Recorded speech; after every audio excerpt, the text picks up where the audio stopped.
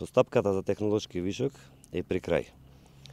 Нас вчера ни даде едно соопштение под кои услови треба да се одат овие вработени 130 вработени за да влеза во законот.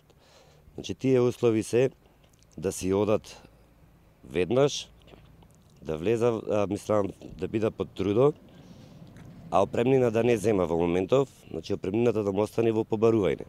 Значи во ниеден закон тоа не го пишува дека опремнината останува во побарување, туку пишува на самиот ден на потпишување на тоа решение дека треба да му се исплати опремнина. На овие вработени опремнината му е пресметена на сите во висина од 7 плати, 7 просечни плати. Па овие луѓе излегоа овдеки со револт и понатаму да продолжиме да бараме дали од страна на владата или од страна на директорот некој да го реши овој проблем и да му исплати таа опремнина и да дадат една цврста гаранција дека овие луѓе ќе влезат во процесот за технолошки вишок, мислам за до нивно пензионирање да земат некој надомест. Сите гледате дека ситуацијата во држава е таква сега што сите овие вработени викаат дека можно е да има избори, па на тоа не се надеваат дека ќе го донесат тој закон.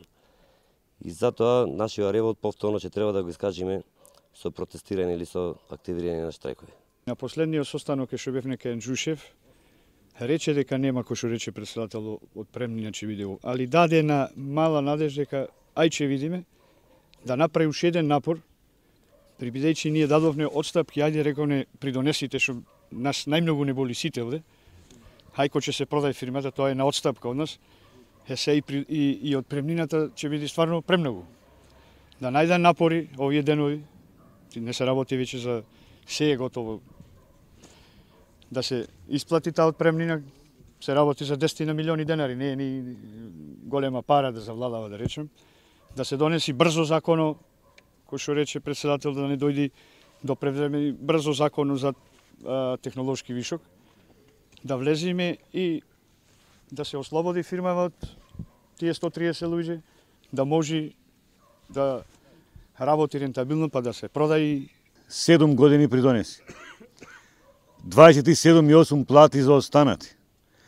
27 капет најсења останати. Државна фирма се нас не следува со закон.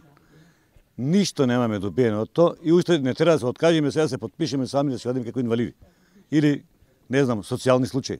Доколку не се исплати од премнина, овие 130 души си останува дел од Еврокомпозит.